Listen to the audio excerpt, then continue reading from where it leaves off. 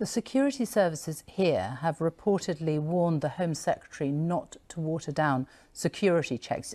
You in Ireland have welcomed already something like 2,500 Ukrainians so far. Have you conducted security checks on them? We've had about 5,500 5,500 into Ireland at this stage. No, we will monitor and so on, but no, our primary impulse is to assist those fleeing war.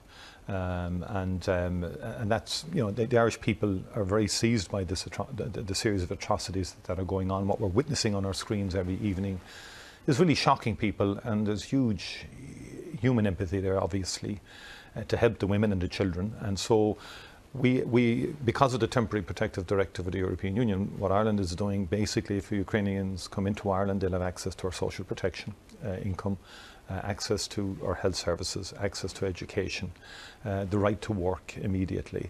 And we believe that's the correct thing to do in the context of the worst displacement of people and refugee crisis since World War II. And speed is important in a situation like this.